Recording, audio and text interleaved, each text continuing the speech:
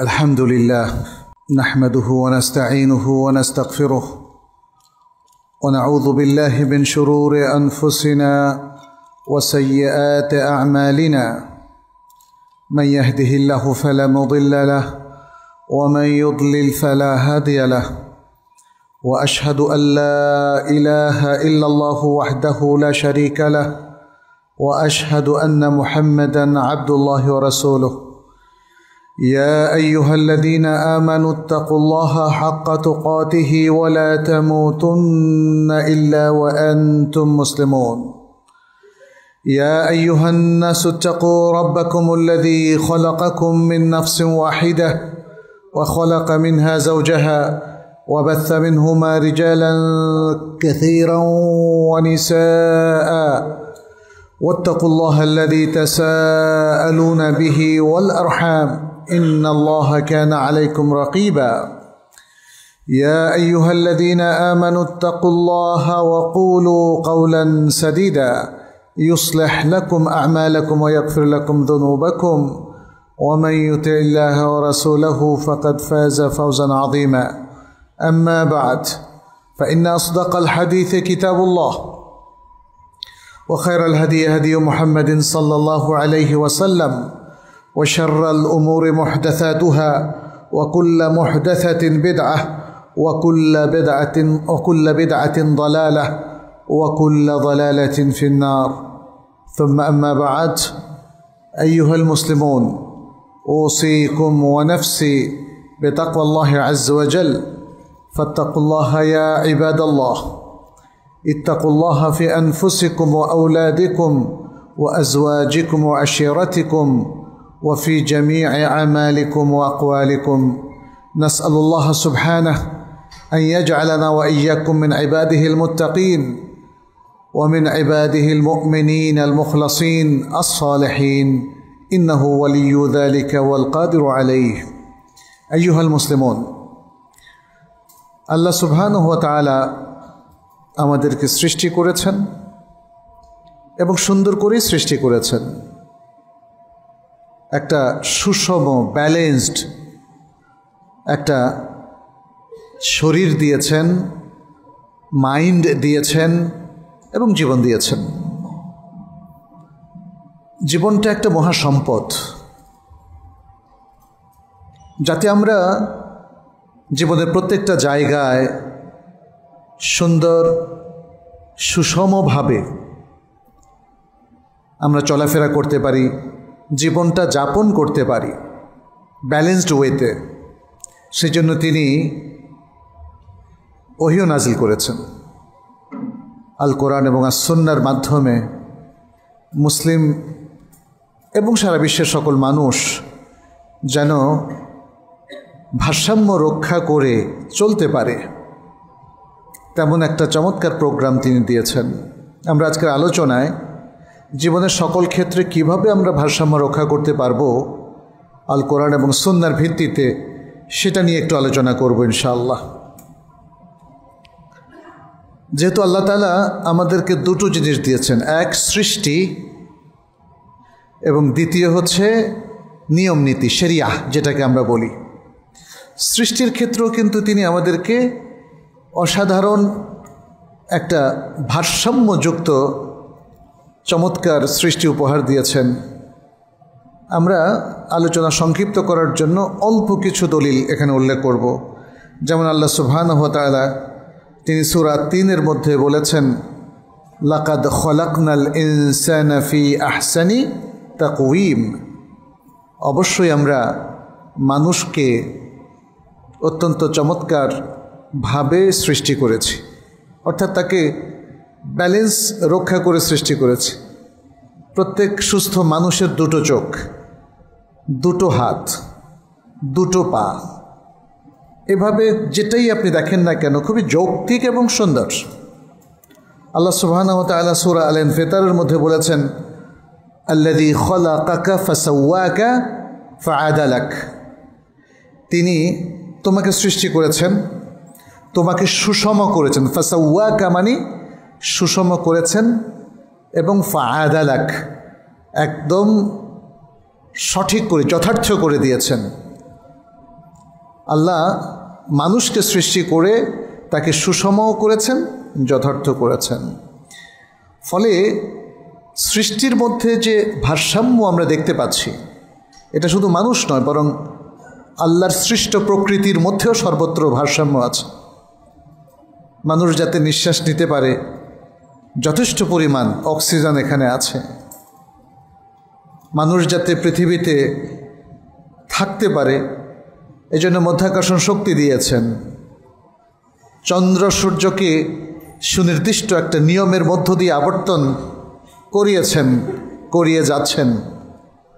সূর্য এবং চন্দ্র কিংবা যে কোনো গ্রহ কিংবা নক্ষত্র আল্লাহর নির্দেশ ছাড়া কখনোই কক্ষচ্যুত হয় না। সব কিছুর মধ্যে একটা চমৎকার ব্যালেন্স আছে। এই মহাশূন্যের মধ্যেও একটা ব্যালেন্স আছে। এত সৃষ্টি যদি আপনি এমনি দেখেন, মনে হয় যেন একটা আরেকটার সাথে তো লেগে যাওয়ার কথা, লেগে যাচ্ছে না।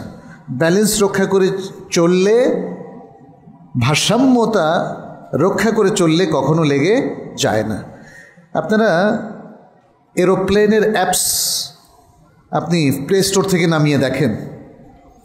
একসাথে সারা বিশ্বের সমস্ত প্লেনগুলোকে যখন দেখবেন, মনে হয় যেন একটা আরেকটার সাথে লেগে যাচ্ছে, কিন্তু আসলে কি লাগছে না। কেন? কারণ তারা সায়েন্টিফিক ব্যালেন্সটা রক্ষা করে, অর্থাৎ একটা আরেকটার সাথে যেন না লাগে। ওই ব্যালেন্সটা রক্ষা করার যদি কোনো নিয়ম নীতি তারা ফলো না করতে, তাহলে লেগে যেত। আল্লাহ সুবহানাহু ওয়া তাআলা আমাদেরকে সৃষ্টিগতভাবে ভারসাম্যওয়ালা একজন প্রাণী হিসাবে বা মানুষ হিসাবে আমাদেরকে সৃষ্টি করেছেন। ফলে আমাদের যেমন নির্দিষ্ট সময় খাওয়া, ঘুমানো, কাজ করা, এগুলো ভাগ ভাগ করে দেওয়া আছে। শরীরেরও একটা ঘন্টা আছে বা নিয়ম আছে, ডিসিপ্লিন আছে। সেই ডিসিপ্লিন নিয়ে যারা চলবেন, একটা ভারসাম্যপূর্ণ শারীরিক জীবনযাপন করতে পারবেন। আপনি যদি খাবারে ভারসাম্যহীনতা তৈরি করেন, দেখবেন যে নানা রোগ ব্যাধি চলে আসবে। আপনার কিডনি ফাংশন করবে না, হার্টটা ঠিকমতো ফাংশন নাও করতে পারে, ফুসফুসের মধ্যে প্রবলেম দেখা দিতে পারে। এরকম নানা রকম যদি আপনি খাবারে ইমব্যালেন্সড হন, আপনি ঠিকমতো না ঘুমালেও আপনি একটা প্রবলেমে পড়বেন। ঘুমেরও কিছু কোর টাইম আছে, যেমন এশার পর থেকে ঘুমিয়ে পড়া, তাই না? আপনি এই জায়গায় ইমব্যালেন্স তৈরি করলে এর খেসারত কিন্তু আপনাকে দিতে হবে। এটা হলো সৃষ্টিগত বিষয়। আল্লাহ সুবহানাহু ওয়া তাআলা আমাদেরকে যে ডিসিপ্লিনটা দিয়েছেন ওহির জ্ঞানের আলোকে, সেটারও মূল উদ্দেশ্য হচ্ছে জীবনের প্রত্যেকটা ক্ষেত্রে একটা ভারসাম্যপূর্ণ জীবন যাপন করা, ভারসাম্য রক্ষা করে চলা। শরিয়া ভিত্তিক এই যে নীতিমালা দেওয়া হয়েছে, এখানে ইমব্যালেন্স তৈরি হলে সমাজের মধ্যে নানা ধরনের বিপর্যয় দেখা দেয়, অরাজকতা দেখা দেয়, আখলাকি ইনহিতাত এবং অধপতন দেখা দেয়, মানবাধিকার লঙ্ঘন দেখা দেয়, মানুষের মধ্যে হিংসা বিদ্বেষ হানাহানি দেখা দেয়। যাতে এগুলো মানুষের নিয়ন্ত্রণে থাকে এবং যাতে এসব কিছু নিয়ন্ত্রণের মধ্য দিয়ে একটা ভারসাম্যপূর্ণ জীবন আমরা যাপন করতে পারি, আল্লাহ সুবহানাহু ওয়া তাআলা এই জন্য ইসলামী শরিয়াত আমাদেরকে দিয়েছেন, বিশ্ব মানবতাকে দিয়েছেন।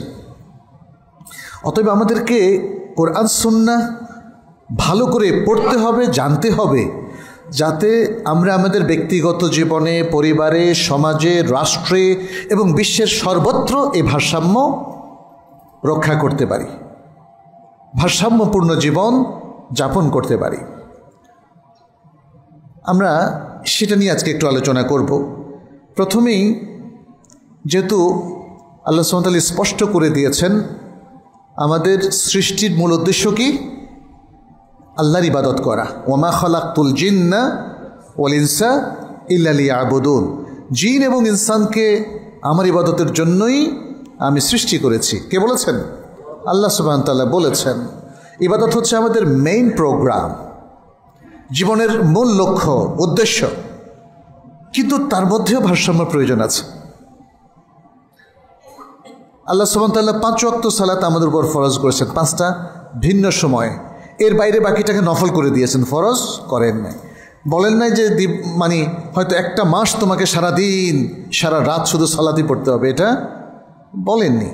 তাহলে জীবনের এই যে মহান লক্ষ্য আল্লাহর ইবাদত, এই জায়গায়ও কিন্তু আমাদের ভারসাম্যপূর্ণ হতে হবে, ব্যালেন্স রক্ষা করতে হবে। কীরকম? কারণ আমাদের তো আল্লাহ সুবহানাহু ওয়া তাআলার বিভিন্ন জায়গায় নানা দায়িত্ব দিয়েছেন। আপনার পরিবারের দায়িত্ব কার? আপনার। স্ত্রীর খোরপোশের দায়িত্ব কার? সন্তানকে চালানোর দায়িত্ব কার? সমাজে মানুষকে সচেতন করা, দাওয়া দেওয়া, তাই না? অনেকগুলো দায়িত্ব। অতএব আপনি যদি সারাদিন শুধু সলাতেই পড়েন তাহলে কিন্তু ভারসাম্য থাকলো না। এ প্রসঙ্গে বিখ্যাত একটা হাদিস আব্দুল্লাহ ইবনে আমর ইবনে আস রাদিয়াল্লাহু তাআলা আনহুমা থেকে বর্ণিত হয়েছে। নবী সাল্লাল্লাহু আলাইহি ওয়াসাল্লাম এর কাছে পৌঁছল যে আব্দুল্লাহ ইবনে আমর ইবনুল আস তিনি দিনভর সিয়াম রাখেন, রাতভর সালাত পড়েন। এতে তার স্বাভাবিক জীবন বিঘ্নিত হচ্ছিল। তার স্ত্রী শিকায়ত করেছে আল্লাহ রাসূল সাল্লাল্লাহু আলাইহি ওয়াসাল্লামের কাছে যে সে আমাদের হক রক্ষা করে না, সে শুধু সালাত নিয়ে আর সিয়াম নিয়েই ব্যস্ত। তখন রাসূলুল্লাহ সাল্লাল্লাহু আলাইহি ওয়াসাল্লাম তাকে বললেন, আলাম উখবার আন্নাকা তাসুমু ওয়া লা তুফতির, আমাকে কি এটা অবহিত করা হয় নাই যে তুমি শুধু সিয়ামই রেখে যাচ্ছ এবং সিয়াম ভাঙছো না, ওয়া তুসাল্লি ওয়া লা তানাম, এবং তুমি সালাত পড়ে যাচ্ছ কিন্তু ঘুমাচ্ছ না। তখন তিনি বললেন, নবী সাল্লাল্লাহু আলাইহি ওয়াসাল্লাম বললেন, শোনো, ফাসুম ওয়া আফতির ওয়া সাল্লি ওয়া নাম, তুমি সিয়াম রাখো, এটা তো ভালো কাজ, নিষেধ করছি না, কিন্তু ভাঙতেও হবে। কিছু সিয়াম ভাঙতে হবে জীবনের প্রয়োজনে, অন্যের অধিকারের প্রয়োজনে, স্ত্রীর প্রয়োজনে, সন্তানের প্রয়োজনে। তুমি কিয়ামুল লাইল করো, কোনো সমস্যা নেই, কিন্তু তোমাকে ঘুমাতে হবে তোমার শরীরের প্রয়োজনে। এটাই ব্যালেন্স, এটাই ব্যালেন্স। নবী সাল্লাল্লাহু আলাইহি ওয়াসাল্লাম দেখেন জিনিসটা আরও ইলাবোরেটলি ব্যাখ্যা করলেন। কি বললেন? ফাইন্না লিআইনিকা আলাইকা হাযযান ওয়া ইন্না লিনাফসিকা ওয়া আহলিকা আলাইকা হাযযান, তোমার নিজের উপর নিজের একটা হক আছে। হাযযুন এখানে হাক্কুনের অর্থে অধিকার আছে। তোমার নিজের একটা অংশ আছে, যে অংশটা তুমি উপভোগ করবা, তোমার অধিকার, এনজয় করবা।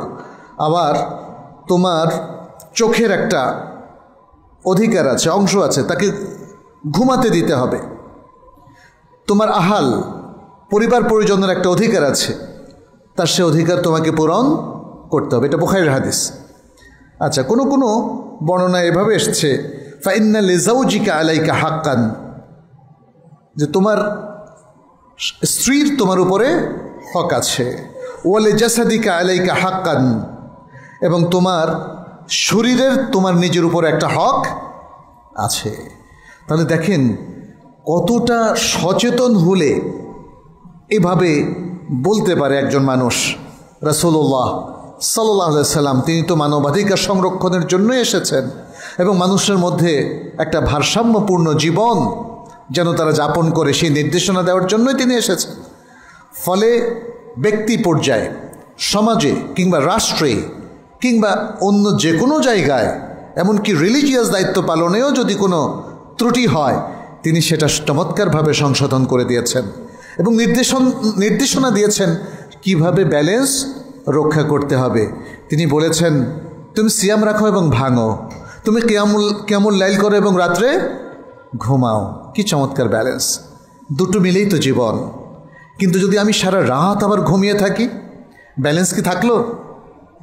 আমি সিয়ামের কথা যদি ভুলে যাই, যে আমাকে সিয়াম ভাঙতে বলেছে বাট সিয়ামই রাখলাম না, এমনকি রমাদান মাসেও, ব্যালেন্স কি থাকলো? ঘুমাতে বলেছে তাই বলে ফজর, জোহর, আসর, মাগরিব, এশায় 3 ওয়াক্ত ঘুমিয়ে থাকলেন, এটা কি ব্যালেন্স হলো? ব্যালেন্স হলো না। তাহলে দুদিক থেকে আমাদেরকে ব্যালেন্স রক্ষা করতে হবে। সহিহ মুসলিমের রাওয়ায়াতে এসেছে, ফাইন্নাকা ইযা ফাআলতা যালিক হাজামাত আইনাক, তুমি যদি এভাবে ইমব্যালেন্স লাইফ লিড করো তাহলে তোমার চোখগুলো ক্ষতিগ্রস্ত হয়ে যাবে, বিপর্যস্ত হয়ে যাবে। ওয়া নাফিহাত নাফসুক, তোমার শরীর ক্লান্ত হয়ে যাবে। ওলে আইনিকা হাক্কুন, তোমার চোখের একটা হক রয়েছে। ওলে নাফসিকা হাক্কুন, তোমার নিজের একটা হক রয়েছে। ওলে আহলিকা হাক্কুন, এবং তোমার পরিবার পরিজনের একটা হক রয়েছে। কুম ওয়ানাম ওয়াসুম ওয়া আফতর, এটা মুসলিমের বর্ণনা। তুমি কিয়ামুল লাইল করো এবং ঘুমাও, তুমি সিয়াম রাখো এবং ভাঙো। আচ্ছা, এখানে আরেকটা হাদিসও এসছে বুখারীতে, বিখ্যাত এই হাদিসটা হয়তো আপনারা অনেকেই শুনেছেন। 3 জন ব্যক্তি একবার রাসূলুল্লাহ সাল্লাল্লাহু আলাইহি সাল্লামের বাসায় এসে একটু হাঁক ডাক করলো, মুহাম্মদ সাল্লাল্লাহু আলাইহি সাল্লাম আপনি কি বাসায় আছেন নাকি? তিনি তখন বাসায় ছিলেন না। পরে 3 জন দাঁড়িয়ে পড়ে কথাবার্তা শুরু করলো, তারা নিজেদের মধ্যে আলাপ করা শুরু করলো। একজন বলল কি, বলল যে কোথায় মুহাম্মদ সাল্লাল্লাহু আলাইহি সাল্লাম আর কোথায় আমরা? তিনি তো আল্লাহর নবী। গাফারাল্লাহু মা তাকাদ্দামা মিন যামবিহি ওয়া মা তাআখার, আল্লাহ তার পূর্বের পরের সকল পাপকে ক্ষমা করে দিয়েছেন। আমাদের তো আর সেই সুসংবাদটা নাই, তাহলে আমরা কি করব? আমরা একটা কঠিন জীবনযাপন করব। একজন বললেন, কি বললেন? আম্মা আনা ফাইন্নী উসাল্লিল লাইলা আবাদান, আমি সারা রাত জেগে শুধু সালাত পড়বো আর পড়বো আর পড়বো। আরেকজন কি বললেন? আনা আসুমু দাহরা ওয়ালা উফতির, আমি যুগের পর যুগ সিয়াম রেখেই যাব এবং সিয়াম ভাঙব না। আর আরেকজন বললেন আম্মা আনা ফাআতাজিলুন নিসা, আমি নারীদের থেকে দূরে থাকবো, বিবাহই করব না। এইটা যত প্রবলেমের মূলে। হ্যাঁ, 3 জন দেখেন 3টা কথা বললেন। নবী সাল্লাল্লাহু আলাইহি সাল্লাম ঘরে আসলেন এবং শুনতে পেলেন যে 3 জন ব্যক্তি এখনও অপেক্ষা করছে এবং তারা এই ধরনের কথা বলেছে। তখন নবী সাল্লাল্লাহু আলাইহি সাল্লাম তিনি তাদের দিকে বের হয়ে আসলেন, বললেন আনতুমুল্লাযীনা কুলতুম কাযা ওয়া কাযা, তোমরা কি সেই সব লোক যারা এরকম এরকম বলেছ? আমা ওয়াল্লাহি ইন্নী লা আখশাকুম লিল্লাহ ওয়া আতকাকুম লাহ ওয়ালাকিন্নী আসুম ওয়া উফতির ওয়া উসাল্লি ওয়া আরকুদ ওয়া আতাজাওয়াজুন নিসা।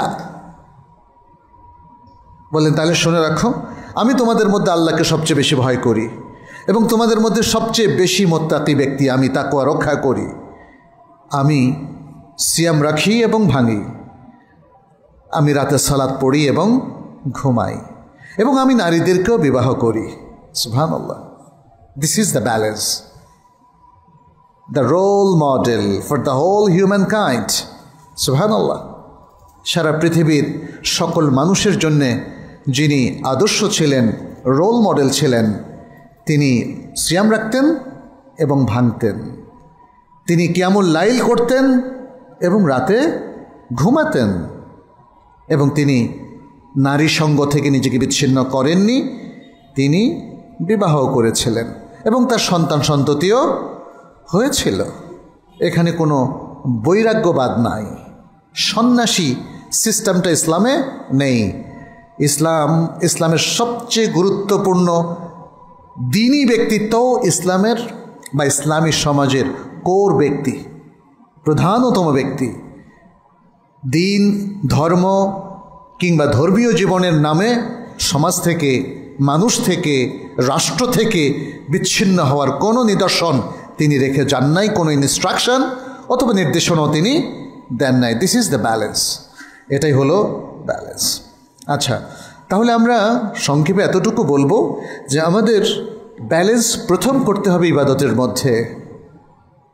আল্লাহর ইবাদত গুজার বান্দা হয়ে শুধু ইবাদতটাই চালিয়ে গেলেন আর সব জায়গায় ইমব্যালেন্সড হয়ে গেলেন, এটা ইসলাম অ্যালাউ করে না। আমরা সমাজের মধ্যে বহু রকম ইমব্যালেন্স দেখি, খুব ইবাদত গুজার কিন্তু মানুষের সাথে ব্যবহার ভালো না। ব্যালেন্স থাকলো কি না? ইবাদত গুজার ঘুষ খায়, ব্যালেন্স থাকলো কি না?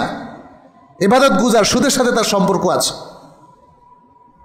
অথবা সে অফিসে খুব ভালো, বাসায় কিন্তু জঘন্য, আবার বাসায় খুব ভালো, বাইরের মানুষের সাথে জঘন্য।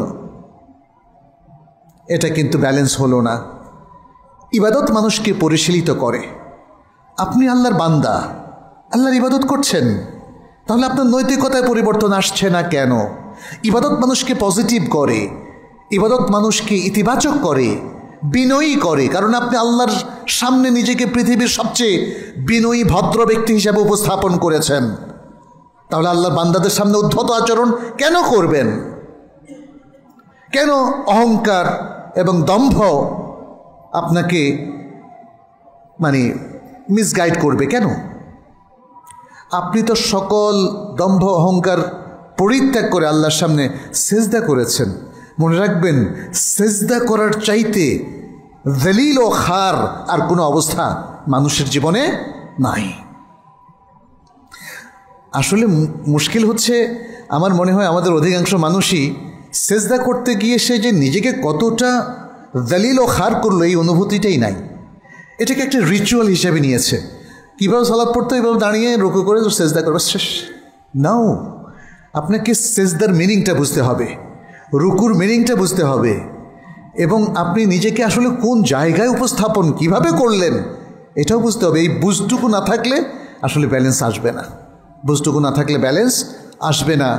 আমরা দেখি যে আল কোরআনের বক্তব্য আর সুন্নাহর বক্তব্য হচ্ছে সকল ইবাদত মানুষকে পরিশীলিত করে, তাকে মুখলিস বানায়, তাকে মুত্তাকি বানায়, তাকে বিনয়ী বানায়, তাকে কানেত বানায়। সুবহানাল্লাহ, অসংখ্য আয়াত, অসংখ্য হাদিস রয়েছে। আকিমিস সালাতা লিদুলুকি শামস, আকিমিস সালাতা লিযিকরি, ইন্নাস সালাতা তানহা আনিল ফাহশাই ওয়াল মুনকার। আল্লাহ সুবহানাহু ওয়া তাআলা এইভাবে উল্লেখ করে দিয়েছেন। এবং সিয়ামের ক্ষেত্রে আমরা দেখি যে তাকওয়া শেখায়, অর্থাৎ পাপ থেকে ঢালস্বরূপ সিয়াম মানুষকে রক্ষা করে, একটা প্রোটেকশান দেয়। সালাত মানুষকে মুনকার এবং ফাহশা থেকে প্রোটেকশান দেয়। হজ মানুষকে নানা ধরনের আখলাকি সবরগুলো শেখায়, এই যে ইবাদত। তাহলে আমরা যারা ইবাদত করছি তাদের জীবনে ব্যালেন্সটা কোথায়? ব্যালেন্সটা নাই কেন? পাপ থেকে তো আপনার মুক্ত থাকার কথা, তো পাপের মধ্যে সম্পৃক্ত হলেন কেন? আপনি তো হজ করে এসেছেন, আপনি উমরা করে এসেছেন, কিন্তু এরপরও আপনার জীবনের মধ্যে কোনো পরিবর্তন নাই কেন? এটা খুব বড় ধরনের একটা বিষয়। আসলে ব্যালেন্স রক্ষা করার যে প্রোগ্রামটা ইসলাম দিয়েছে ওটার সাথে আমরা পরিচিত হই না। আমরা শুধু রিচুয়ালগুলো পালন করে যাচ্ছি। কিছু জিনিস শিখলাম মা বাবা থেকে অথবা ধর্মীয় ব্যক্তিত্বদের কাছ থেকে, বাস সেটা পালন করে যাচ্ছে। আমাদেরকে বলা হয়েছে এগুলো করলে জান্নাতে যাবে, বাস। অতএব আমি আশা করছি যে আমরা প্রত্যেকেই এই যে নানা ব্যালেন্সের দিকগুলো বললাম, শুধু একটা দিক না, বেশ কয়েকটা দিক আমরা এখানে চিহ্নিত করলাম। আপনারা ইবাদতের ক্ষেত্রে সেটা খেয়াল রাখবেন। দ্বিতীয় হচ্ছে আমাদের প্রাত্যহিক জীবন যাপন, প্রিয়জনদের সাথে, সমাজের অন্যান্য নাগরিকদের সাথে এই জীবনযাপনের ক্ষেত্রে ব্যালেন্স রক্ষা করা।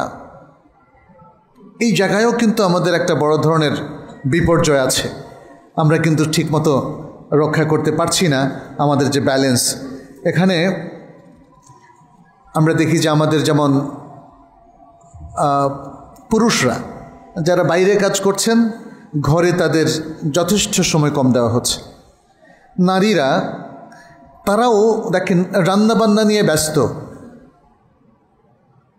বাইরের থেকে যখন তার স্বামী আসে সেখানেও দেখা যাচ্ছে যে সে আসার সাথে সাথেই কিন্তু কথা কাটাকাটি হয়ে যাচ্ছে। অধিকাংশ ফ্যামিলিগুলোতে এখন এটা ঘটছে। প্রত্যেকেই একে অপরের দোষ খুঁজে বেড়াচ্ছেন, কাকে কোনখান দিয়ে আটকানো যাবে, হুজ্জত কায়েম করা যাবে। ঠিক একই অবস্থা প্রতিবেশীর মধ্যেও চলছে।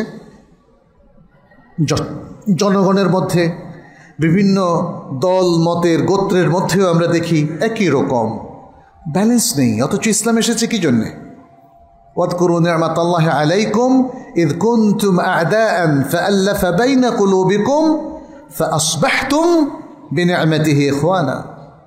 তোমাদের উপর আমার নিয়ামতকে স্মরণ করো যখন তোমরা ছিলে পরস্পর শত্রু, অতঃপর আল্লাহ তোমাদের হৃদয়ে ভালোবাসা ঢেলে দিলেন, তোমরা হয়ে গেলে পরস্পর ভাই ভাই। তো ইসলামের প্রত্যেকটা এই যে বিধান দেখবেন যে এগুলো এসেছে আমাদেরকে ঐক্যবদ্ধ করার জন্য। সালাত, এই যে সালাতুল জুমা, সকলে আমরা একসাথে হলাম, এটা তো ঐক্যের প্রতীক। 5 ওয়াক্ত সালাত জামাতের সাথে আমরা আদায় করছি কেন? আদায় করছি কিন্তু বিদ্বেষটা যাচ্ছে না, তাহলে বুঝতে হবে যে এটাকে ঠিকমতো ডায়াগনোসিস করতে পারছি না আমরা। ব্যালেন্সটা আসছে না কেন? দেখবেন যে দাঁড়িপাল্লা দিয়ে যখন কেউ কোনো জিনিস মাপে তখন সে ব্যালেন্স রক্ষা করে, না তো ওজন ঠিক হবে না। যদি এই পাল্লায় বেশি থাকে এই পাল্লা থেকে ওই পাল্লায় নিয়ে যায়, অথবা এখান থেকে একটু কমায় রাখে যাতে দুইটা পাল্লা সমান হয়। সে কিন্তু সিম্পলি ডায়াগনোসিস করতে পারছে যে সে যখন দাঁড়িপাল্লা দিয়ে মাপে তখন আসলে সমস্যাটা কি, সমান কেন হচ্ছে না। সমান হওয়া পর্যন্ত সে তার চেষ্টা সংগ্রাম অব্যাহত রাখে। আমরা কিন্তু এই চেষ্টাটা করছি না।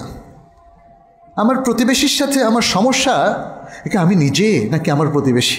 দেখেন, আমি ভাবছি আমার প্রতিবেশী, আমার প্রতিবেশী ভাবছে আমি। স্বামী এবং স্ত্রীর মধ্যে যখন কথা কাটাকাটি হয়, ধরেন সাংসারিক অশান্তি তৈরি হয়, তখন স্বামী ভাবে যত দোষ হচ্ছে স্ত্রীর, আর স্ত্রী ভাবে যত দোষ হচ্ছে স্বামীর।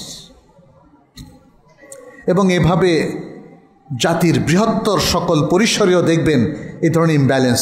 কেউ কিন্তু ডায়াগনোসিস করে এটা বের করছে না দোষটা আসলে আমার। যদি আমারই দোষ হয় তাহলে তো আমি সংশোধন হয়ে যেতে পারি। আমি সংশোধন হয়ে গেলে তো ব্যালেন্স চলে আসে। এই দোষগুলো অনেক কিছুর ক্ষেত্রে হতে পারে, খুব যৎসামান্য জিনিসের কারণেও কিন্তু ইমব্যালেন্স তৈরি হতে পারে। আপনি যদি আপনার আচরণে খারাপ কথা বলেন, ইমব্যালেন্স তৈরি হয়ে যাবে। জাস্ট কথার মধ্যে যদি একটা গুতা দিয়ে কথা বলেন, ইমব্যালেন্স তৈরি হয়ে যাবে। একটু আক্রমণ করে কথা বললেন, ইমব্যালেন্স তৈরি হয়ে যাবে। মানুষের যেমন সমালোচনা করলেন, এই সমালোচনা করারও কিছু নীতিমালা আছে। ব্যালেন্সড ক্রিটিক্স বা সমালোচনাটা হলো কনস্ট্রাকটিভ, যেটা গঠনমূলক, আর ইমব্যালেন্সটা হলো আক্রমণাত্মক। মনে রাখবেন, ইমব্যালেন্সটা হলো আক্রমণাত্মক। এই জন্যে পৃথিবীর সবচেয়ে শান্ত মানুষেরও যদি আপনি সমালোচনা করেন অশান্তভাবে, অর্থাৎ আক্রমণাত্মকভাবে, তাহলে সে আর শান্ত থাকবে না, কারণ তার মধ্যে আপনি বিদ্বেষ তৈরি করে দিলেন। ফলে আমাদের এশরা, আমাদের অবস্থানটা কিন্তু আর সুন্দর থাকলো না। অনেক মানুষ মনে করে যে আমি তো হকটাই বলেছি, আমি তো খারাপ কিছু বলি নাই। আপনি একটা গালি দিয়েছেন, আপনি মনে করছেন এই গালিটাও হক। আপনি খুব আক্রমণাত্মকভাবে কথা বললেন, আপনি মনে করছেন ইয়েস ইউ ডিজার্ভ দ্যাট, এটা বলা উচিত আপনাকে, নাহলে আপনার শিক্ষা হবে না। কিন্তু আসলে কীভাবে শিক্ষা দেওয়া যায়? এটা ইমব্যালেন্সড ওয়ে, ভারসাম্যহীন কথাবার্তা, ভারসাম্যহীন আচার আচরণ, এবং এর মধ্য দিয়ে একটা পরিবারও যেমন শান্তিপূর্ণ জীবনযাপন করতে পারে না, একটা সমাজেও মানুষ শান্তিপূর্ণভাবে থাকতে পারে না, কারণ কারোর মধ্যে কোনো ব্যালেন্স নাই। ব্যালেন্স ছাড়া জীবনযাপন, কথাবার্তা, আচার আচরণ, আদান প্রদান, ব্যবসা বাণিজ্য, এভরিথিং। আপনি দেখবেন আমাদের বাজার, এখানে যখন ইমব্যালেন্স তৈরি হয়ে যাবে, এই বাজারটা কিন্তু বড় ধরনের একটা বিপর্যয় সমাজের মধ্যে সৃষ্টি করবে। আমরা দেখি যে মাঝে মাঝে পেঁয়াজের দাম, চালের দাম, ডিমের দাম, মানে যেগুলো প্রতিদিন আমরা খাই, এগুলোর দাম বেড়ে যায়। আপনি দেখবেন যে এই যে স্টক এক্সচেঞ্জ, ওখানেও হঠাৎ করে স্টকগুলোর দাম বেড়ে যায়, কমে যায়। মনে রাখবেন এটা ইমব্যালেন্সের কারণে হচ্ছে। কোথাও কোনো বিপর্যয় ঘটেছে, আসলে কোথাও কোনো ফাসাদ, কোথাও কোনো সমস্যা তৈরি করা ছাড়া আসলে ইমব্যালেন্স তৈরি হয় না। আর যখনই এরকম ইমব্যালেন্স তৈরি হয়, তখন তার যে ফলাফল, ট্রমাটিক সিচুয়েশান, একটা বড় বিপর্যয় তৈরি হওয়া, এটাও কেউ রোধ করতে পারে না। স্বামী স্ত্রীর মধ্যে যখন এভাবে আচার আচরণগত ইমব্যালেন্স তৈরি হয়, তখন সেটা শেষ পর্যন্ত দেখবেন যে তালাকে গড়ায়, অথবা একজন আরেকজনের উপর হাত তোলে, খুনাখুনি পর্যন্তও হয়ে থাকে। একইভাবে অন্য ক্ষেত্রেও এই ইমব্যালেন্স আমাদের জীবনটাকে অতিষ্ঠ করে ফেলে, সমাজটাকে অতিষ্ঠ করে ফেলে, ঘৃণা বিদ্বেষ আর হানাহানিতে ভরপুর করে দেয়। অথচ ইসলাম তো এগুলোকে রিমুভ করতে এসেছে। সেজন্য এই জায়গায়ও ভারসাম্য আমাদের প্রয়োজন। আচ্ছা, এরপরে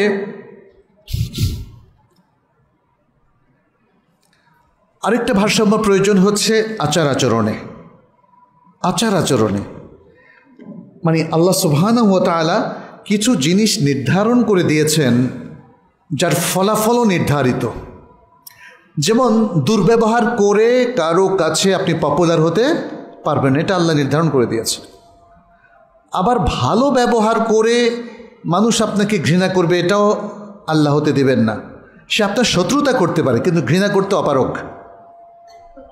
আপনি যাকে সারা জীবনভর যার পাশে দাঁড়িয়েছেন, যাকে হয়তো সাহায্য সহযোগিতা করেছেন, আর্থিক সহযোগিতা দিয়েছেন, সে কিন্তু মন থেকে আপনাকে ভালোবাসবে।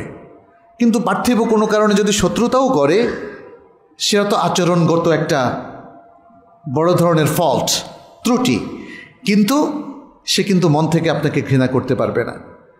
যে ভালোবাসা দেয়, সম্প্রীতি দেয়, তাকে অন্যরা আসলে ঘৃণা করতে পারে না, অক্ষম।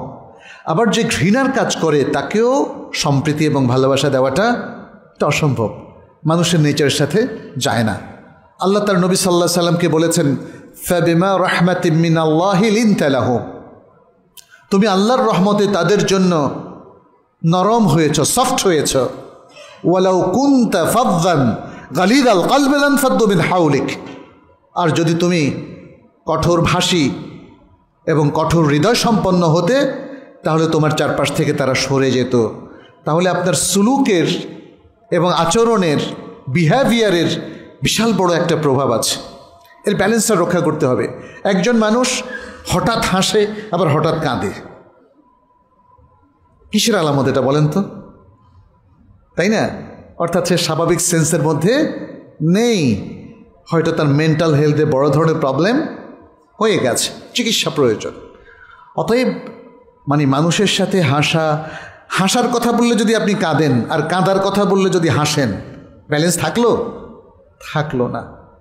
আমাদের সমাজে দেখেন, ভালো কাজ করলে মানুষ ক্ষেপে যায়, কিছু মানুষ ক্ষেপে যায়, তাকে বিপদে ফেলার চেষ্টা করে, দুর্নীতিবাজ যারা তারা। এইভাবে সমাজে নানা ক্ষেত্রে আমাদের আচরণগত ইমব্যালেন্স তৈরি হয়েছে। অফিসে আচরণগত ইমব্যালেন্স তৈরি হয়েছে, আমাদের বিভিন্ন শ্রেণীগত লোকদের ক্ষেত্রে ইমব্যালেন্স তৈরি হয়েছে, বিভিন্ন পেশার মানুষের মধ্যেও ইমব্যালেন্স তৈরি হয়েছে, তাই না? এই ইমব্যালেন্সটা সমাজকে অশান্ত করে ফেলে, মানুষের অধিকার লঙ্ঘিত হয়। একজন মানুষ একটা কথা বলল, তাকে আপনি গুম করে ফেললেন, খুন করে ফেললেন, চড়াও হলেন। ইগোইস্টিক প্রবলেমের কারণে মানুষকে আপনি পৃথিবী থেকে সরিয়ে দেওয়ার ষড়যন্ত্র করলেন। মারাত্মক ইমব্যালেন্স সমাজের মধ্যে। এবং এই জিনিসটা শুরু হয় আচরণগত ইমব্যালেন্সের মধ্য দিয়ে। একজন মানুষ যিনি সুশীল, সুন্দর, মুফাক্কাফ, সংস্কৃতিবান, কোরআন সুন্নাহর তাবেদার, আপনি তাকে চেষ্টা করলেও কোনোদিন অন্যায় কাজ করাতে পারবেন না। সাহাবায়ে কেরাম এবং আজকের যুগেও নিশ্চয়ই এমন কিছু মানুষ আছে আলহামদুলিল্লাহ, যাদের কারণে সমাজটা টিকে আছে। তারা হয়তো সমাজের বৃহত্তর অংশের ইমব্যালেন্সটাকে তাদের ভালো কাজ দিয়ে ব্যালেন্স করার চেষ্টা করে, তারপরেও শেষ রক্ষা হবে না। এই সমাজের অধিকাংশ মানুষ ভারসাম্যপূর্ণ জীবনের দিকে ফিরে আসতে হবে এবং ভারসাম্যপূর্ণ আচরণ তাদেরকে করতে হবে। আচ্ছা,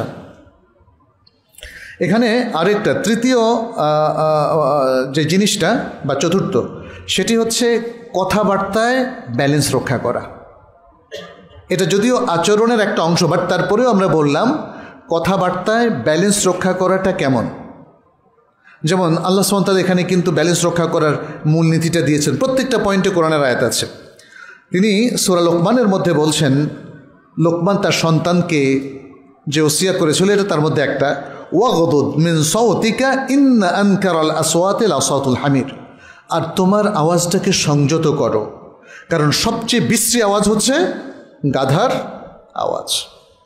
আপনি চিৎকার করে যদি মা বাবার সাথে কথা বলেন, তাহলে আপনি কোরআনের লঙ্ঘন করলেন। কোরআন বলছে ফালা তাকুল্লাহুমা উফিন। আপনি শিক্ষকের সাথে আচরণে ব্যালেন্স রক্ষা করছেন কি না, তাই না? নাকি আপনি শিক্ষকদেরকেও ইগনোর করছেন এবং তাদের সামনে বেয়াদবি করছেন, কটুবাক্য উচ্চারণ করছেন। দেখার বিষয়, আজকের আধুনিক শিক্ষা কিন্তু আমাদের তরুণদেরকে অনেক আদবের বাইরে নিয়ে গেছে, তাই না? শিক্ষক, শিক্ষা প্রতিষ্ঠানের প্রধানরাও তাদের রাগারাগি এবং তাদের খারাপ ব্যবহার থেকে মুক্ত হতে পারে না। আবার এটাও ঠিক, কোনো ক্ষেত্রে হয়তো শিক্ষক নিজেই এমন কিছু করেছেন যে কারণে সাধারণ শিক্ষার্থীরা তার বিরুদ্ধে ক্ষেপে উঠেছে, তাই না? কথাবার্তা, এখানে মূল জিনিসটা হচ্ছে কথাবার্তা। কি কথা বলছেন? আমরা দেখি যে যে যত গুরুত্বপূর্ণ তার সামান্য ভুলটা ততটাই কঠিন প্রবলেম তৈরি করে, তাই না? সমাজে, রাষ্ট্রে কিংবা ইভেন প্রতিষ্ঠানেও যদি শ্রমিকদের মধ্যে কিছু অসন্তোষ থাকে আর বস এসে এমন কিছু কথা বললেন তাদের গায়ে, মনে হয় যেন কাটা ঘায়ে নুনের ছিটা যেটা বলা হয়, তাহলে তো হাদ্দেস ওয়ালা হারাজ, এমন কঠিন ব্যবস্থা হবে, মানে সিচুয়েশন তৈরি হবে যেটা হয়তো কারো হাতেই থাকবে না, কথা থেকে। এবং আরবি কবি এই জন্যই বলেছেন, জারাহাতুস সিনান লাহা ইলতিয়ামু ওয়ালা ইয়ালতামু মা জারাহাল লিসান। বর্ষার আঘাত, এটার উপশম হয়। ছুরি দিয়ে কেউ যদি আপনাকে আঘাত করে, এটা কিছুদিন পরে কিন্তু মিলিয়ে যাবে, কারণ মানব দেহ এখানে তার প্রতিষেধক আছে, সেই প্রতিষেধক পেলে সে সুস্থ হয়ে যায়। ওয়ালা ইয়ালতামু মা জারাহাল লিসান। কিন্তু মানুষ জিহ্বা দিয়ে যে আঘাতটা দেয়, এটা আর উপশম হয় না, কথার কষ্ট মানুষ ভুলতে পারে না। ফলে এই জায়গায় আমাদের ব্যালেন্স রক্ষা করতে হবে। সবসময় কথাগুলো সুন্দর করে বলা, ভদ্রভাবে বলা, আঘাত না করা, শালীন সুন্দরভাবে কথাগুলো উপস্থাপন করা, এর মধ্য দিয়ে ব্যালেন্সটা রক্ষিত হতে পারে। একটা ছোট্ট অপরাধের কারণে যদি আপনি আপনার সন্তানকেও গালি দেন, আপনার সন্তান সে কিন্তু আপনাকেই সবচেয়ে বেশি ঘৃণা করবে, পৃথিবীর অন্য মানুষের চাইতে আপনাকেই বেশি ঘৃণা করবে, কারণ আপনি বদমেজাজি। আমাদের সমাজে আমরা দেখি যে বাবার হাত ধরে যখন ছোট বাচ্চা হাঁটতে থাকে, ও পিছলা খেয়ে পড়ে গেলে বাবা উঠে তাকে আরেকটা কষায় চটকানি দেয়। কোথায় উচিত ছিল তাকে বুকে ধরা, তাই না? এটা আচরণগত ত্রুটি। অথবা খুব কটু কথা বলে, এখানেই আমাদের মূল কথা। বোকা বা গাধা, এরকম নিজের বাচ্চাকে এরকম বাজে কথা বলে, এগুলো ইমব্যালেন্স। সুতরাং শিক্ষক শিক্ষার্থী, স্বামী স্ত্রী, সন্তান বাবা মা সন্তান, পাড়া প্রতিবেশী, জনগণ, শাসক জনগণ, প্রত্যেক ক্ষেত্রেই সংযতভাবে কথা বলতে হবে। ওয়াগদুদ মিন সাউতিক, মূলত এটা সংযত কথার একটা নির্দেশনা। আল্লাহ সুবহানাহু ওয়া তাআলা সেই নির্দেশনা আমাদেরকে দিলেন, যেন আমরা এই নির্দেশনা মেনে চলি। আচ্ছা, এখানে দেখেন আরও কিছু কথা আছে, দলিল আছে। নবী সাল্লাল্লাহু আলাইহি ওয়াসাল্লাম বললেন, ইন্না আবগাদাকুম ইলাইয়া ওয়া আবআদাকুম মিন্নি মাজলিসান ইয়াউমাল কিয়ামাতি আস-সারসারিয়ুন। বললেন যে তোমাদের মধ্যে যারা আমার কাছে সবচেয়ে বেশি ঘৃণিত এবং কিয়ামতের দিন আমার থেকে সবচেয়ে বেশি দূরে বসবে, তারা হলো আস-সারসারুন, যারা বেশি কথাবার্তা বলে, অহেতুক কথাবার্তা যারা বলে, তাদেরকে তিনি মিন করেছেন। যাই হোক, এরপরে ব্যালেন্স রক্ষা করতে হবে আমাদের চলাফেরায়ও। আর তাওয়াজুন, আরবিতে বলা হয় তাওয়াজুন ফি আল মাশিয়া, এবং এটা সূরা লোকমানের আরেকটা ওয়াসিয়াহ, ওয়াকসিদ ফি মাশিক, তোমার চলাফেরার মধ্যে তুমি মধ্যম পন্থা অবলম্বন করো। খুব দ্রুত হাঁটবে না, আবার খুব আস্তেও হাঁটবে না, আবার অশালীন ভঙ্গিতেও হাঁটা চলাফেরা করবে না, শালীন সুন্দরভাবে তুমি চলাফেরা করবে। আচ্ছা, এরপরে আমাদের তাওয়াজুন রাখতে হবে বা ব্যালেন্স রাখতে হবে আমাদের জীবিকা উপার্জন এবং তার খরচের ব্যাপারে। এটা বড় একটা জায়গা। এই জায়গায় অধিকাংশ মানুষ ব্যালেন্স রাখতে পারে না। কিভাবে? সে তার উপার্জন কি বৈধভাবে করছে কি না, তাই না? বৈধ উপার্জনটা আপনার জন্য ব্যালেন্সড, কিন্তু আপনি যদি এখানে অবৈধ কোনো টাকা ইনকাম করেন, সেটা হতে পারে ভয়াবহ কোনো অপরাধের মাধ্যমে, হতে পারে কোনো সমাজ বিরোধী লোকদের অন্তর্ভুক্ত হয়ে, অথবা হতে পারে অন্যের সম্পত্তি অন্যায়ভাবে গ্রাস করার মাধ্যমে। এটা ঘুষের তরিকায়ও হতে পারে, অথবা কোনো জমি দখলের মাধ্যমেও হতে পারে। তাহলে ব্যালেন্স তো থাকলো না। আর এই যে ইমব্যালেন্সটা তৈরি হলো, সমাজের মধ্যে ঘুষ বেড়ে গেল, চুরি বেড়ে গেল, দুর্নীতি বেড়ে গেল, জনগণের সম্পত্তি আত্মসাৎ করা বেড়ে গেল, বা মানুষকে ঠকানো, প্রতারিত করা, এগুলো সবই কিন্তু মনে রাখবেন ইমব্যালেন্স। জীবিকার ক্ষেত্রে আপনি আপনার ব্যবসায় যদি মানুষকে প্রতারণা করেন, আপনার ব্যবসা দেখা গেল যে জায়েজ, সিমেন্ট ব্যবসা করছেন কিন্তু প্রতারণা করলেন। আপনি ডিভাইস, ইলেকট্রনিক ডিভাইস যেমন ফোনের ব্যবসা করছেন, কিন্তু যদি এর মধ্যে প্রতারণা থাকে তাহলে কি ইনকামটা হালাল হবে? হবে না।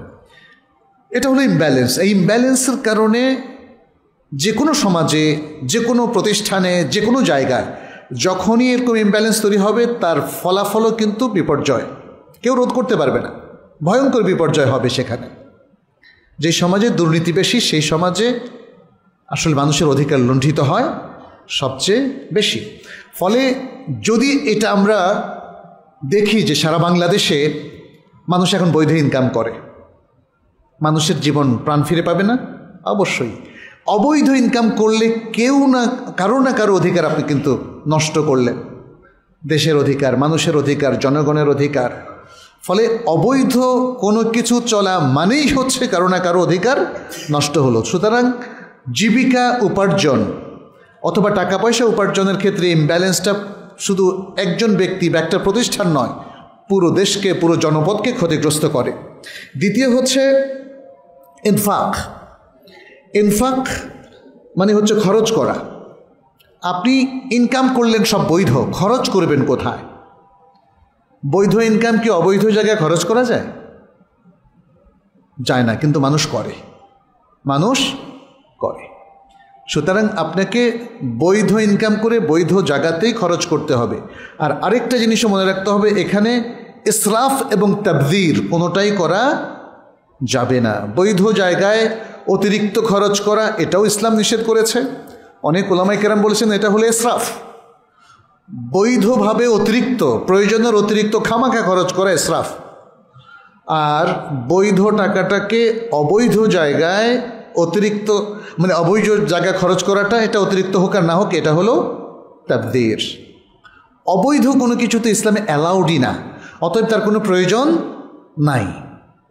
আপনি এমন একটা জায়গায় কিছু খরচ করলেন যে কাজটা অবৈধ, সেটা হলো তাবযীর।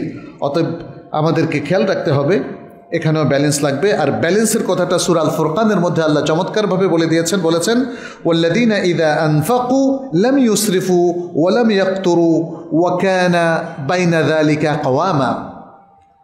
তারা যখন খরচ করে তখন তারা অপব্যয়ও করে না, আবার কৃপণতাও করে না। অপব্যয় এবং কৃপণতার মাঝামাঝি অবস্থানে থাকে। এই মাঝামাঝি অবস্থানটা কি?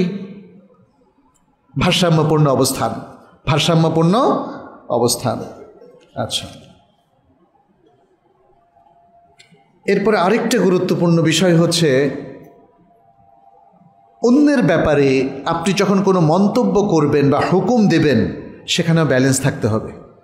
একজন লোক সামান্য ভুল করলো, আর আপনি তাকে মানে বাজে মন্তব্য করে শেষ করে দিলেন, এটা হলো না। একজন লোক ছোট্ট ভুল করলো, তাকে যেভাবে নসিহা করার সিস্টেম ইসলাম বলেছে, আপনি সেটাকে লঙ্ঘন করে নিজের মন মতো জিনিস চাপিয়ে দিলেন, তাকে মানুষের সামনে ভয়ঙ্করভাবে রিফিউট করলেন। এতে ইমব্যালেন্স তৈরি হয়। আপনি যেমন ইমব্যালেন্স তৈরি করেছেন, আপনার এই সমালোচনাটাও অন্যরা নিতে পারে না, তখন তারা দ্বিগুণভাবে আপনার বিরুদ্ধে দাঁড়িয়ে যায়, তাই না? ফলে এই জায়গাটা আমাদেরকে মনে রাখতে হবে। এখানে আল্লাহ সুবহানাহু ওয়া তাআলা বলেন সূরা আল মাইদার ৮ নম্বর আয়াতে, ইয়া আইয়ুহাল্লাযীনা আমানু, হে ঈমানদারগণ, কুনু কাওয়ামিনা লিল্লাহ শুহাদাআ বিল কিসতি ওয়ালা ইয়াজরিমান্নাকুম শানাআনু কওমিন আলা আল্লা তা'দিলু ই'দিলু হুয়া আকরাবু লিত-তাকওয়া ওয়াত্তাকুল্লাহ ইন্নাল্লাহা খাবীরুম বিমা তা'মালুন। হে ঈমানদার লোকেরা, তোমরা আল্লাহর জন্য দণ্ডায়মান হও আর ইনসাফ সহকারে সাক্ষ্য দাও। কোনো জাতির প্রতি বা সম্প্রদায়ের প্রতি শত্রুতা যেন তোমাদেরকে ইনসাফ না করার প্রতি উদ্বুদ্ধ না করে, তোমরা ইনসাফ করো। এটাই হচ্ছে তাকওয়ার সবচেয়ে নিকটবর্তী। আর আল্লাহকে ভয় করো, নিশ্চয়ই আল্লাহ তোমরা যে আমলগুলো করছো সে সম্পর্কে সম্যক অবগত, অবহিত। আচ্ছা, আল্লাহ সুবহানাহু ওয়া তাআলা দেখেন সূরা আন-নিসার মধ্যে একই কথা আবারও বলেছেন একটু ভিন্নভাবে 135 নম্বর আয়াতে, ইয়া আইয়ুহাল্লাযীনা আমানু কুনু কাওয়ামিনা বিল কিসতি শুহাদাআ লিল্লাহি ওয়ালাউ আলা আনফুসিহিম আউল ওয়ালিদাইনি ওয়াল আকরাবিনা ইন ইয়াকুন গানিয়ান আও ফাকিরান ফাল্লাহু আওলা বিহিমা ফালা তাত্তাবিউল হাওয়া আন তা'দিলু। বলেছেন, হে ইমানদার লোকেরা, তোমরা ইনসাফ সহকারে দণ্ডায়মান হও, আল্লাহর জন্য সাক্ষীদাতা হয়ে যাও, যদিও সেটা তোমাদের নিজেদের বিরুদ্ধে যায় অথবা তোমাদের বাবা মায়ের বিরুদ্ধে কিংবা আত্মীয় স্বজনের বিরুদ্ধে। এখানে আল্লাহ সুবহানাহু ওয়া তাআলা বলছেন ইনসাফ কায়েম করার জন্য। আপনি অন্যায় করেছেন, আপনি নিজেকে জাস্টিফাই কেন করছেন? এটা ইমব্যালেন্স। আপনার উচিত হচ্ছে স্বীকার করে নেওয়া। স্বীকার করে নেওয়ার এই দৃষ্টান্ত আমরা নবী সাল্লাল্লাহু আলাইহি সাল্লামের সাহাবাদের মধ্যে প্রচুর পাই। এমনকি তারা যারা বিবাহিত অবস্থায় জেনাও করেছেন, নবী সাল্লাল্লাহু আলাইহি সাল্লামের কাছে এসে বললেন, ইয়া রাসূলুল্লাহ, আমি এই কাজটি করেছি, আমার উপর আকিম আলাইয়াল হাদ, আমার উপর আপনি ফৌজদারি দণ্ডবিধি, ইসলামের ফৌজদারি দণ্ডবিধি আপনি কায়েম করুন। নবী সাল্লাল্লাহু আলাইহি সাল্লাম মুখ ফিরিয়ে নিলেন, আবার বললেন, আবার বললেন, আবার বললেন। চতুর্থবার বলার পরে তিনি নিজের উপর নিজেই সাক্ষী কায়েম করে এতটা আফসোস, এতটা অনুতপ্ত তিনি হলেন, রাসূল সাল্লাল্লাহু আলাইহি সাল্লাম শেষ পর্যন্ত তার উপর শাস্তি কায়েম করলেন। ইমরাতে জুহাইনা গোত্রের সে মহিলা অথবা গামেদিয়া গোত্রের সে মহিলার কথাও আপনারা জানেন। তার মানে হচ্ছে অপরাধ করবেন, অস্বীকার কেন করবেন? তাহলে আপনার কি আখেরাত নেই? আখেরাতের ভয় নেই? এ কথাই আল্লাহ তাআলা এখানে বলছেন। নিজের বিরুদ্ধে, নিজের বাবা মা কিংবা আত্মীয় স্বজনের বিরুদ্ধে হলেও আপনি সত্যকে স্বীকার করে নেবেন, কারণ আপনি সত্যকে স্বীকার না করলে তখন এটা অন্যদের উপর গিয়ে পড়বে এবং একটা বিপর্যয় সৃষ্টি হবে, ভুল বিচার হতে পারে, অন্যরকম হুকুম হতে পারে, যেটা কখনোই উচিত নয়।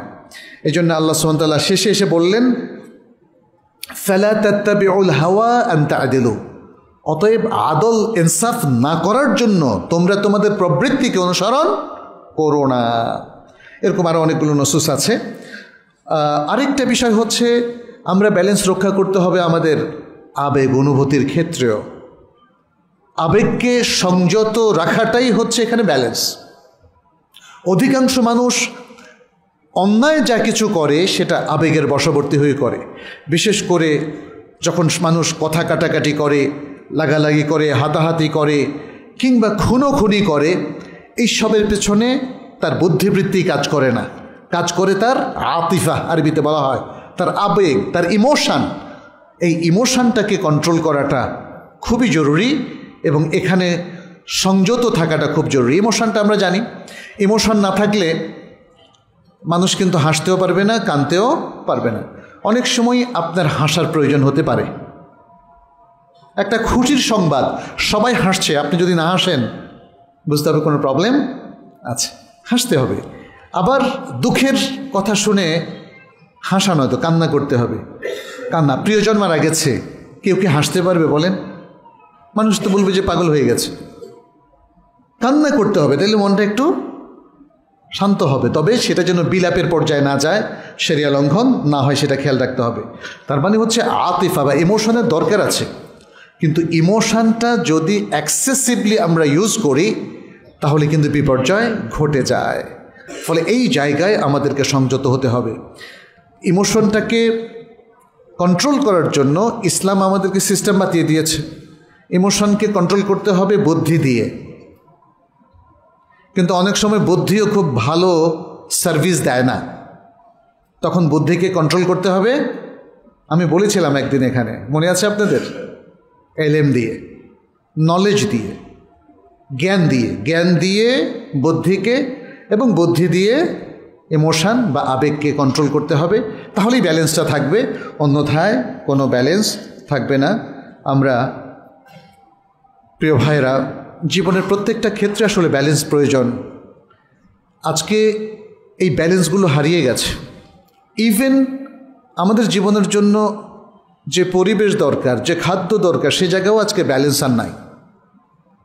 সব জায়গায় ভেজাল আর ভেজাল, উল্টাপাল্টা জীবনধারা, চিন্তা চেতনা, সব কিছু আমাদেরকে ইমব্যালেন্স করে দিয়েছে। সবচেয়ে বেশি ইমব্যালেন্স করেছে আমাদেরকে আমাদের এই মুসলিম সমাজের শিক্ষা ব্যবস্থা।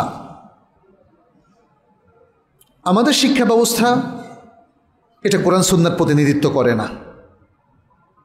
আমাদের জাতীয় শিক্ষা ব্যবস্থার কথা বলছি, সেখানে ন্যূনতম কোরআন শুদ্ধ করে পড়ারও কোনো ব্যবস্থাপনা নাই। আল্লাহকে সঠিকভাবে চেনার কোনো শিক্ষা নাই।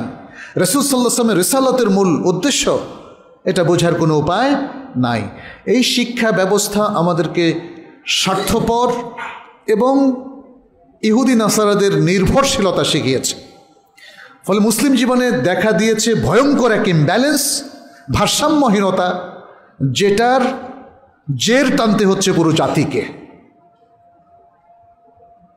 মুসলিমরা যদি জেগে না উঠে, তারা যদি সচেতন না হয়, তাদের অধ্যয়ন যদি না বাড়ায়, বুদ্ধিবৃত্তিক অ্যাপ্রোচ এবং জ্ঞানের চর্চা, রিসার্চ, এগুলো যদি না বাড়ায়, তাহলে মুসলিমরা কখনোই ঈপ্সিত লক্ষ্যে পৌঁছতে পারবে না। মনে রাখবেন, রাসূল সাল্লাল্লাহু আলাইহি ওয়াসাল্লামের যুগে আজকের মতো আধুনিক রিসার্চ ছিল না বটে, কিন্তু যে কথাগুলি আমরা বললাম ব্যালেন্স রক্ষার জন্য, পুরোটাই তিনি সেখানে ইমপ্লিমেন্ট করেছিলেন, বাস্তবায়ন করেছিলেন।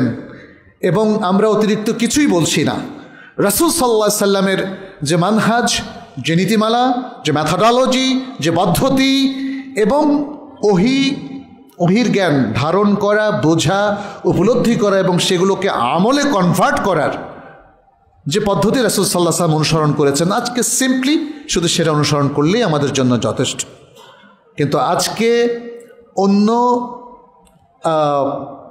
দুর্নীতিগ্রস্ত জাতি কিংবা ধর্ম, তাদের কৃষ্টি কালচার দ্বারা প্রভাবিত হয়ে আজকে আমাদের মুসলিম উম্মার বড় ধরনের প্রবলেম হয়ে গেছে। আমরা কিন্তু সরাসরি প্রত্যেকেই এখন যে ব্যালেন্সটা রক্ষা করার কথা বলা হচ্ছে, এটা কিছুটা দুরূহ হয়ে পড়েছে।